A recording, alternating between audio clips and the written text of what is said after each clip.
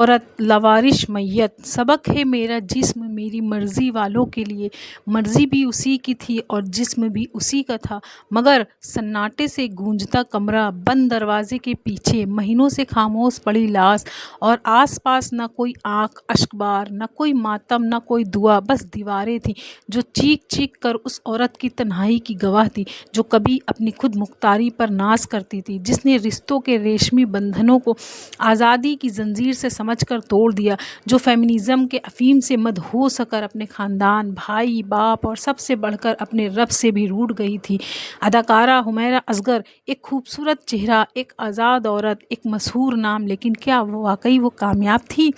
Police جب اس کے بھائی کو فون کرتی ہے تو جواب ملتا ہے اس کے والد سے بات کرے، اور جب والد کو فون کیا جاتا ہے تو ایک باپ کی زبان سے نکلتا ہے ہمارا اس سے کوئی تعلق نہیں، ہم بہت پہلے اسے ناتا توڑ چکے تھے، لاش ہے تو جیسے چاہو جسے چاہو دے دو، جیسے چاہو دفنا دو۔ فون بند ہو جاتا ہے، مگر سوال کھلا رہ جاتا ہے کہ وہ کون سی زندگی تھی جو باپ کے دل کو اتنا سخت کر گئی، وہ کون سا راستہ تھا جو بھائی کی غیرت کو خاموش کر گئی، وہ کون سی سوچ تھی جس نے ایک جیتے جاگتے وجود کو مہینوں لاش بنا کر سڑنے کے لیے چھوڑ دیا۔ یہ محض ایک واقعہ نہیں ہے، یہ فیمنزم کی وہ بھیانک تصویر ہے جو اشتہاروں میں، خوبصورت تقریروں میں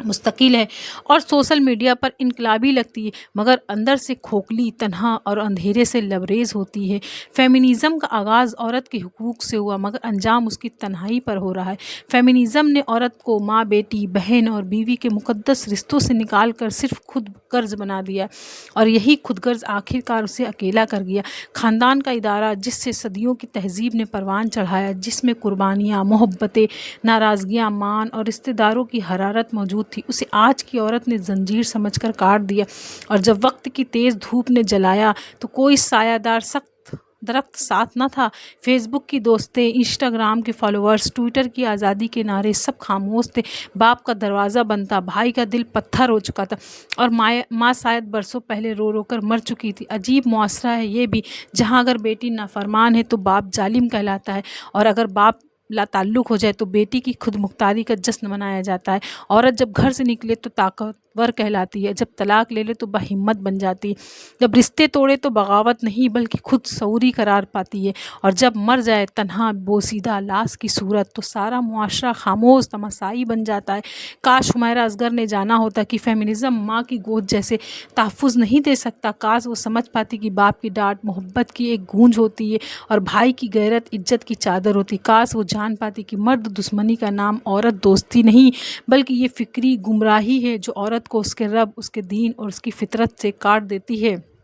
عورت مضبوط ضرور ہو، خود مختار بھی ہو، لیکن وہ اپنے اصل سے جڑی رہے، وہ ماں کا پیار، باپ کی شفقت، بھائی کی غیرت اور شوہر کی رفاقت کو بوجھ نہ سمجھے، ورنہ فیمنزم کی راہ میں جو منزل ہے وہ تنہائی، بے رخی اور بے غور اوقف نہلاس ہے۔ حمیرہ اصغر چلی گئی، لیکن فیمنزم کی دھند میں گم اور کتنی بیٹیاں ایسی ہی گم ہو رہی ہیں۔ بس ہمیں تب ہوش آتا ہے جب تحفظ زیادہ لاش دیوار سے سوال کرنے لگتی، آزادی چاہیے تھی نا، لے لو، مگر اب میرے پاس کوئی نہیں ہے۔